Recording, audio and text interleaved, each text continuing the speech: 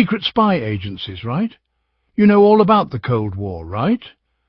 During that period, between the 1940s and 1980s, the United States and the Soviet Union, regardless of their political systems, fiercely competed over which economic system would prevail in global hegemony, capitalism or communism. But since the Soviet Union doesn't exist on the modern map, and there are over 300 copies of Monopoly on the market, it's pretty clear who won.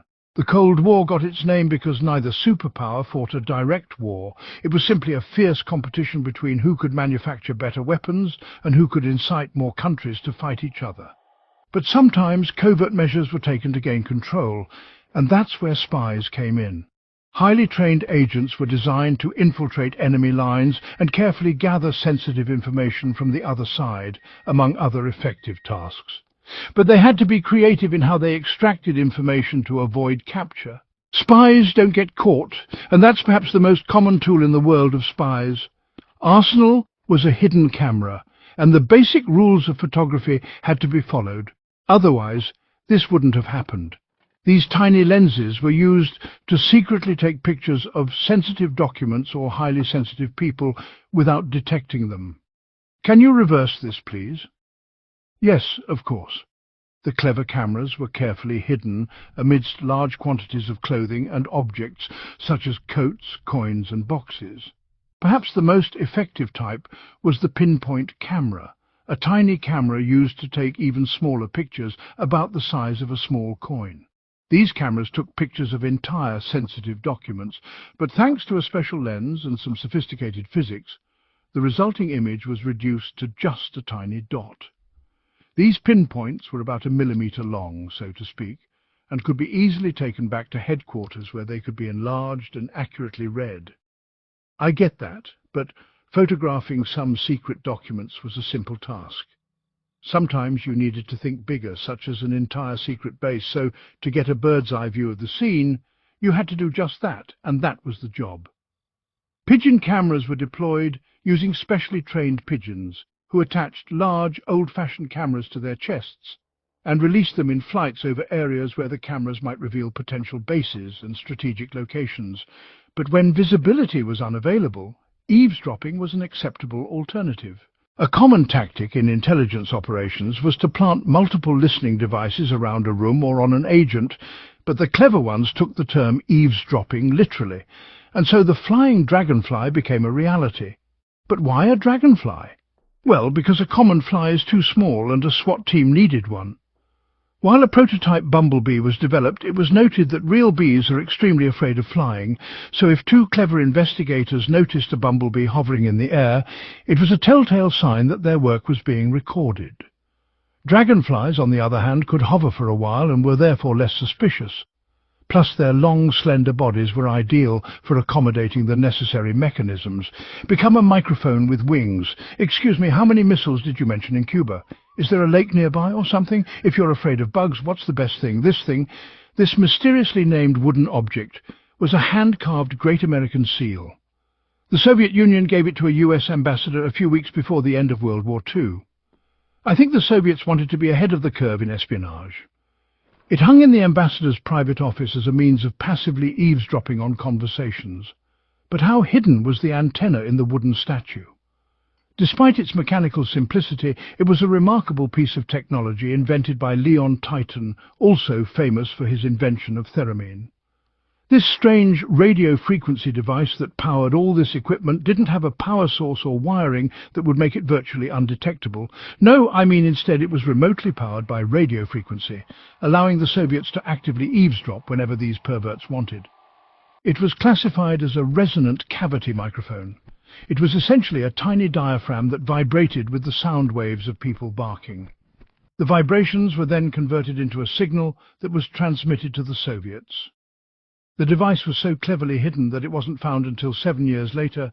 Dave Dot, look at this. The Soviets put a weird microphone in the seal. Those cammy bastards were listening the whole time. I'm going to tear it out. No. Wait, I have an idea. Time to listen to the Americans. I hate my job now. You might be thinking microphones and cameras, that's bullshit. Oh my God, really, really, or whatever you're saying today. Well, if I were a mean person, I'd put something really loud in here to rip out your eardrums and get even. But I'm not going to do that. Next up in the spy arsenal, apparently, is an idea straight out of their arse. Have you ever seen a Swiss Army knife with its incredibly practical and convenient tools like knives, saws and screwdrivers?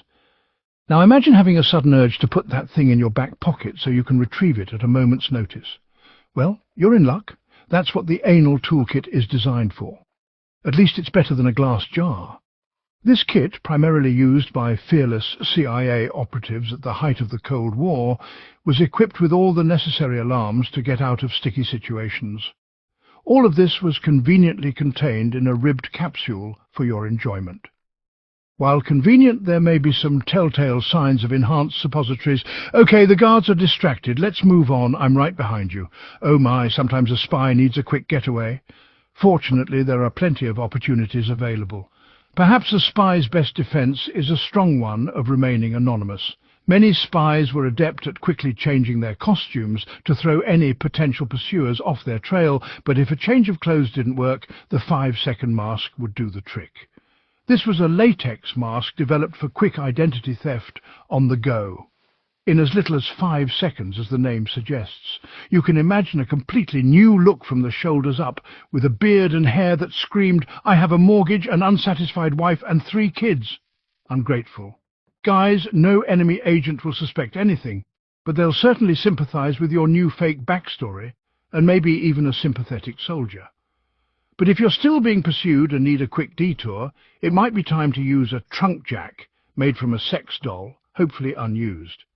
This inflatable man served as a getaway car decoy. When transporting you from a mission, you might feel like you're being followed. They'll have to keep a close eye on you. Beware, the enemy is coming up behind you.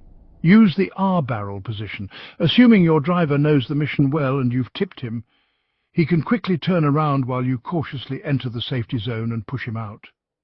He then quickly detonates the decoy in your seat, convincing your comrades that you didn't kill yourself by ramming your dome into a lamppost at 35 miles per hour.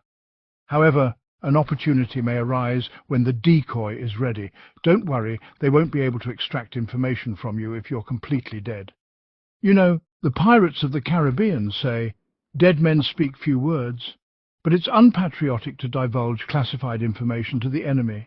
So, to avoid tarnishing the reputation of the country that put you in this dangerous predicament, you have one last resort, a lethal dose of cyanide hidden in your false tooth. Just bite into it like you'd bite into your grandmother's old strawberry shortcake, and you'll have a one-way ticket to Sleepy Bay Junction. Now, if you're brave and ready to fight, this is where the real fun begins, with the arsenal of weapons hidden at your disposal. That first weapon is pretty powerful. It's a single-shot Siddeley OSS-38, a relatively simple weapon capable of causing a very easy death. See, with the revolver you pull the trigger and it soon becomes clear what you mean. With the glove gun you can punch him in the face while doing so. It's like killing 2 birds with 1 stone, but it really only kills 1 face. With a bullet and a fist, when you're in a fist fight and your opponent insists you give it your all, will he be surprised? He's in love with you, my lady, and is cleverly searching for a beautiful red colour, and for some reason there's the lipstick gun, also known as the kiss of death. This small single-shot pistol, 4 mm and 2 mm, was hidden in a lipstick holder used by the KGB, the Soviet equivalent of the CIA, and could easily be concealed as a harmless accessory. In a handbag, this weapon could be hidden next to your concealer, forming the core of your arsenal. I imagine such an encounter would go something like this. "Oh my God, what a beautiful colour. What colour is it? Your GNA, your GNA. Yes, you're going to die, you're going to die, you're going to die. Oh my, what does it sound like?" Okay, maybe these methods are a little complicated, so let's look for something more discreet, like poison. Cool. If you're not a victim, and if you don't want to be hindered by the hassle of dirty work, you can opt for the Bulgarian umbrella. This clever gadget looks like an ordinary umbrella, but it's not. The Ella umbrella actually contains an air element that, when activated, fires a poison dart at any target. The poison of choice is ricin, a powerful chemical that, when injected, causes severe internal bleeding and inevitable organ failure. It ruins anyone's day.